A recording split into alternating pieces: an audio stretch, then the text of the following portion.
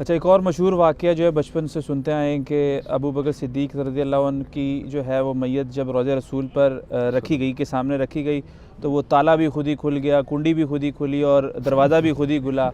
اس کے بعد جو ہے وہ آواز بھی آئی کہ حبیب کو حبیب سے ملا دو۔ غالباً ابو بکر صدیق رضی اللہ عنہ کی کوئی وصیت تھی۔ وہ کہتے ہیں مولا علی کو وصیت کی تھی۔ یہ سر ہوتی سی کسی زمانے میں، اس کی اب جو جننگ ہوئی ہے نا، ہمارے ایک بڑے قریبی بڑے بیبے سے بھائی ہیں، پہلے بریلوی تھے، اللہ نے ان کو ہدایت دی، انہوں نے ایک چینل بنایا انڈرسٹینڈ اسلام۔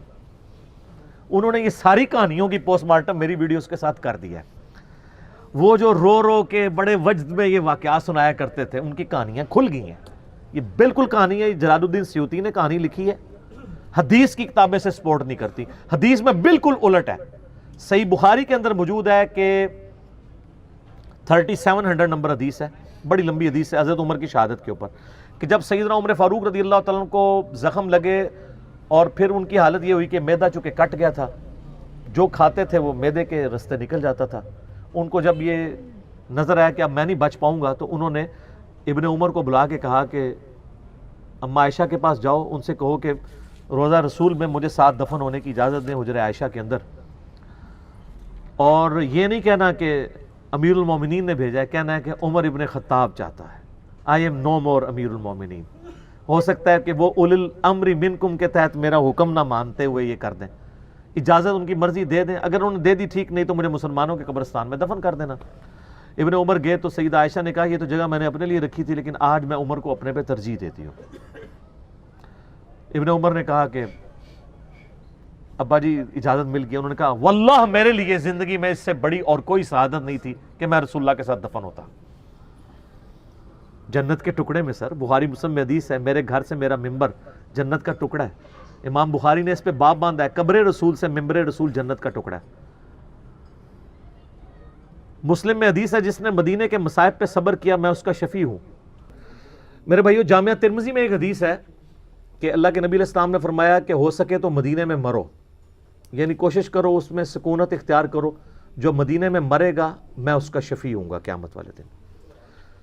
سیدنا عمر کی دونوں دعائیں اللہ نے قبول کی۔ بخاری میں حدیث ہے کہ سیدنا عمر یہ دعا کیا کرتے تھے، اے اللہ مجھے مدینے میں موت دینا، شہادت کی موت دینا، اور اللہ تعالیٰ نے ان کی دونوں دعائیں قبول کی، شہادت کی موت بھی ملی اور مدینہ شریف میں ملی، اور اس سے بڑھ کر نبی علیہ السلام کے ساتھ مدفن نصیب ہوا رضی اللہ تعالی عنہ وعلیہ السلام۔ تو سر اس واقعے میں تو ان کو چاہیے تھا، وہ یہ کہتے ہیں کہ مجھ سے پہلے پریسیڈنٹ سیٹ ہے، حضرت ابو بکر کے لیے بھی کنڈی کھلی تھی اور آواز آئی تھی حبیب کو حبیب سے ملا دو، تو تم جا کے میری میت بھی روضہ رسول کے سامنے رکھ دینا، خود بخود کنڈی کھلے گی، جبکہ ایک پریسیڈنٹ سیٹ ہے۔ یہ تو نہیں ہے کہ ایک کچا یار ہے دوسرا پکا یار ہے، ایسا تو نہیں تھا۔ تو یہ ہے بخاری شریف، وہ ہے کہانی شریف، جھوٹ۔ بخاری اور مسلم دونوں میں حدیث ہے، عبداللہ ابن عباس کہتے ہیں کہ سیدنا عمر کی میت رکھی تھی، ایک شخص میرے پیچھے آ کے کھڑا ہوا، اس نے اپنی کونی میرے کندھے پہ رکھ کے کہا رحمک اللہ، اے عمر تجھ پہ اللہ رحم فرمائے، میری خواہش تھی کہ میں تیرے اعمال کے ساتھ اللہ کے حضور پیش ہوں۔ میں نے بارہا رسول اللہ سے سنا تھا صلی اللہ علیہ وآلہ وسلم، میں ابو بکر اور عمر داخل ہوئے، میں ابو بکر اور عمر نکلے، میں ابو بکر اور عمر فلاں جگہ گئے، میں ابو بکر اور عمر نے اس کی تصدیق کی، مجھے امید تھی کہ تم اپنے دو ساتھیوں کے ساتھ جا ملو گے، یعنی رسول اللہ صلی اللہ علیہ وآلہ وسلم اور سیدنا ابو بکر۔ تو ابن عباس کہتے ہیں میں نے مڑ کے دیکھا تو وہ شخص جو سیدنا عمر کی منقبت بیان کر رہا تھا وہ مولا علی تھے۔ تو اس میں بھی ہے میں ابو بکر عمر، میں ابو بکر عمر۔ تو سر اگر ابو بکر کے لیے رضی اللہ تعالیٰ عنہ یہ کنڈی کھلی، تالا کھلا، تو حضرت عمر کے لیے بھی کھل جاتا۔ حضرت عمر والا واقعہ بخاری میں آ گیا، اس لیے ہمارے پاس یہ کتابوں کا دین ہے۔ سر پھر ہم کیوں نہ کہیں مرنے سے پہلے اے مسلمان کر لے اس پہ غور، کتابوں کا خدا اور ہے، بابوں کا خدا اور، بلکہ کتابوں کا دین اور ہے اور بابوں کا دین اور، یہ تو کتابوں کی چیز ہے۔ ٹھیک ہو؟ فضائل اعمال اور فیضان سنت میں شیخ احمد رفاعی کے حوالے سے ایک بڑا ہی مشہور واقعہ نقل ہوا ہے کہ سن 555 میں روضہ شریف کی حاضری کے موقع پر نبی صلی اللہ علیہ وآلہ وسلم کے قبر مبارک سے ہاتھ باہر نکال کر 90,000 لوگوں کی موجودگی میں اپنا معجزہ ظاہر فرمایا۔ آپ معجزات کے منکر ہیں؟ اگر نہیں تو پھر آئے دن اس واقعے کا مذاق کیوں اڑاتے ہیں؟ اس لیے مذاق اڑاتا ہوں کہ یہ کہانی ہے، اس طرح کا کوئی معجزہ ہونا ہوتا تو صحابہ کرام کے ساتھ ہوتا. یہ نہیں ہے کہ آپ ہر چیز کو معجزہ کہہ کے مان لیں گے. تو میں پھر ایک فیبریکیٹ کرتا ہوں کہ سیدنا ابوبکر نے اپنے زمانے میں ایک ایسی سیڑھی بنائی کہ صحابہ کرام ایک نماز چاند پہ ادا کرتے تھے, دوسری مدینہ شریف میں. تو میں کہوں آپ منکر ہیں؟ کہانی ہے. نبی علیہ السلام کا یہ معجزہ اس وقت کیوں نہیں ظاہر ہوا؟ سقیفہ بنی ساعدہ میں مولا علی اور سیدنا ابوبکر کے حوالے سے جو کچھ ہوا, وہ سب سے بیسٹ موقع تھا کہ نبی علیہ السلام قبر مبارک سے آواز دیتے کہ بھئی آپس میں صلح صفائی کے ساتھ رہو. 6 مہینے حضرت علی ناراض رہے ہیں. بعد میں حضرت ابوبکر کو بلوایا انہوں نے, اور پھر حضرت ابوبکر نے بھی اس مس ہینڈلی کے اوپر رو پڑے. تو پھر حضرت علی نے کہا میں آپ کی لانیہ بیعت کروں گا. میرا اس پہ یوٹیوب پہ کلپ ہے, سیدہ فاطمہ کا قاتل کون, لاکھوں لوگوں نے دیکھا ہے, وہ آپ دیکھیں, میں نے یہ پورا بریف کیا ہے. تو اس وقت تو کوئی نہیں ایسا ہوا. سیدہ عائشہ جب جنگ جمل کے لیے نکلی ہیں, بعد میں جو وہ روتی تھی, اس وقت نبی علیہ السلام آواز دیتے تھے, اسی حجرے سے تو نکل کے گئی ہیں. سیدہ عائشہ سے کوئی ضعیف روایت ثابت کرے کہ 47 سال اس حجرے میں رہنے والی لاڈلی ترین بیوی کو کبھی نبی علیہ السلام کی زیارت ہوئی ہو, اور اگر ہوئی ہوتی وہ چھپاتی نا. صحابہ کرام کو جب حضور کی زیارت ہوتی تھی وہ بتاتے تھے. سیدہ فاطمہ کو ہوئی ہو جو ان کے غم میں فوت ہو گئی. یہ سب کہانی ہے. اور پھر کہتے ہیں جی وہ 90,000 کا مجمع موجود تھا. 90,000 کا مجمع تو آج سے 150-200 سال پہلے مسجد نبوی میں نہیں آتا تھا. اور دوسرا 90,000 کی موجودگی میں اگر ہاتھ نکلے تو کتنے بندے دیکھ سکتے ہیں؟ 90,000 بندہ تو تب دیکھے گا کہ وہ نبی علیہ السلام قبر سے نکل کے کسی اونچی جگہ پہ چڑھتے.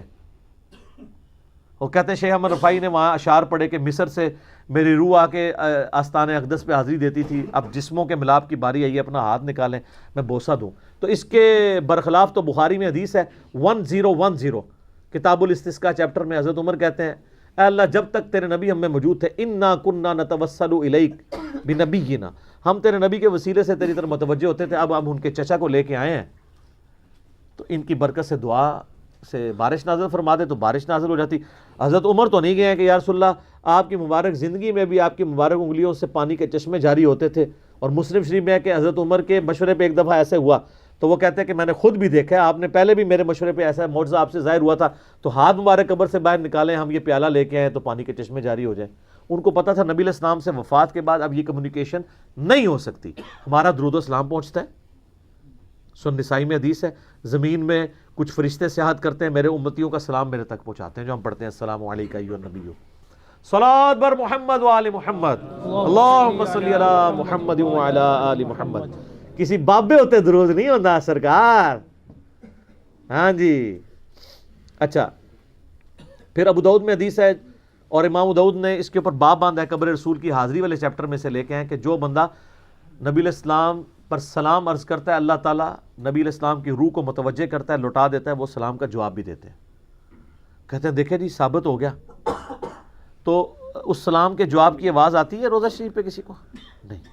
تو جب آواز نہیں آ رہی تو ہمارا پہنچنا بھی برزخی, جواب دینا بھی برزخی. ورنہ آپ ہمارا پہنچنا کہہ رہے ہیں کہ فزیکل ہے کہ وہ سن رہے ہیں, پھر ان کا جواب بھی فزیکل ہونا چاہیے. کتنی انٹلیکچوئل بات ہے. یہ سب برزخی معاملات ہیں, اور یہ انہوں نے دین میں خود سے چیزیں داخل کی ہیں. ابو داؤد میں حدیث ہے میری قبر پہ میلہ مت لگانا, تم دنیا کے کسی بھی حصے میں درود پڑھو گے اللہ تمہارا درود میرے تک پہنچا دے گا. صلوات بر محمد وآل محمد اللہم صلی علی محمد وعلی آل محمد. تو یہ شیخ احمد رفاعی والا واقعہ بالکل جھوٹا گستاخانہ واقعہ ہے. نبی علیہ السلام کو کوئی چیز مجبور نہیں کر سکتی. سورہ انبیاء کے اندر آیت ہے کہ جو دنیا سے چلا گیا اب قیامت تک دنیا میں واپس نہیں آئے گا. یہ کہتے ہیں حضرت عیسیٰ علیہ السلام مردے زندہ کرتے تھے, وہ دنیا میں واپس نہیں آتے تھے, وہ صرف دکھاتے تھے مردوں کو زندہ کر کے, وہ حضرت عیسیٰ کے نبی ہونے کی گواہی دیتے تھے, پھر وہ اسی وقت مر جاتے تھے. چلتے پھرتے نہیں تھے نا, نا نا انج نہیں سی ہوندا. مردے اچھا کہتے ہیں حضرت عیسیٰ مردہ زندہ کرتے تھے, شیخ عبدالقادر جیلانی نہیں کرتا. دیکھو کیسی انالوجی بناتے ہیں, کیسی ٹھیک. یہ جناب وہ برات ڈوب گئی, انہوں نے اپنی برات ڈوب چڑی اللہ کے فضل نال. سب کہانی ہے جھوٹ, کچھ بھی نہیں ایسا ہوتا. یہ معجزہ تو نبی علیہ السلام کے حق میں نہیں ہے. سورہ انبیاء پڑھیں, نام ہی انبیاء ہے, نبیوں کے بارے میں عقیدہ کیا ہو, 17واں پارہ سٹارٹ ہو رہا ہے, اس کے پہلے صفحے پہ لکھا ہے کہ اگر یہ نبی ہے تو وہ معجزے کیوں نہیں ہمیں دکھاتا جو اگلے انبیاء کے یہ خود ہم سے بیان کرتا ہے. ہائے دسو, قرآن تو نفی کر رہا ہے اور کافروں کا اعتراض لے کے آ رہا ہے کہ یہ کیوں نہیں مردے زندہ کرتا؟ اس کے لیے آسمان سے بجلی کیوں نہیں نازل ہوتی ہماری قربانی کو کھا جائے؟ سورہ بنی اسرائیل میں 8 معجزات وہ کہتے تھے یہ کر کے دکھائے، آسمان پہ چڑھ کے بتائے، اشارہ کرے تو اس کے لیے باغ بن جائیں۔ اللہ نے فرمایا تم کہہ دو میں ایک بشر ہوں، رسول ہوں، معجزات اللہ کے پاس ہے۔ تسی کہہ دو شیخ عبدالقادر سب کچھ کر سکتے ہیں۔ سر کوئی پیغمبر بھی کچھ نہیں کر سکتا سوائے وہ معجزات جو اللہ اٹیچ کرتے۔ حضرت موسیٰ علیہ السلام نے جب پہلی دفعہ عصا پھینکا تھا تو ڈر کے بھاگے کیوں تھے؟ اگر انہوں نے خود ہی بنایا تھا تو جیسے بچہ پہلی دفعہ جب ماچس جلاتا ہے نا تو ڈرتا ہے نا، اس کے بعد وہ کئی بار جلاتا رہتا ہے، چیزوں بھی آگ لا چھڑتے ہیں۔ کیوں؟ کہ اس کے ایکسپیرینس میں چیز آ جاتی ہے۔ اگر حضرت موسیٰ نے خود عصا کو بنایا ہوتا اژدہا تو پہلی دفعہ ڈر کے نہ بھاگتے، پھر اللہ نے کہا نہیں ہاتھ لگا واپس آ جائے گا، اچھا اس کے بعد پھینکتے تھے بن جاتا تھا۔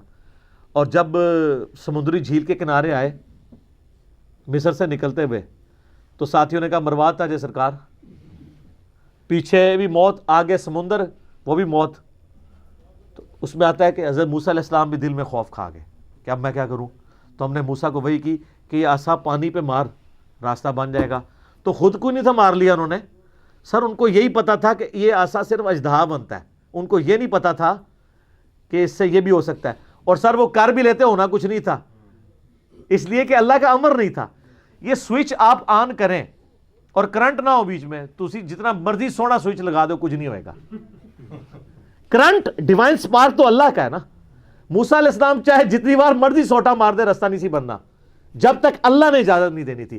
تو سر جب معجزات کا یہ حالت ہے بابے کی تھے تو سر اے کھنگ کے ایک بار کھنگ کے کہو کہ مرنے سے پہلے اے مسلمان کر لے اس پہ غور، کتابوں کا خدا اور ہے بابوں کا خدا اور جب غور کر لے تو ایک دفعہ جھوم کے کہنا ہے نہ میں وہابی نہ میں بابی، میں ہوں مسلم، علم کتاب۔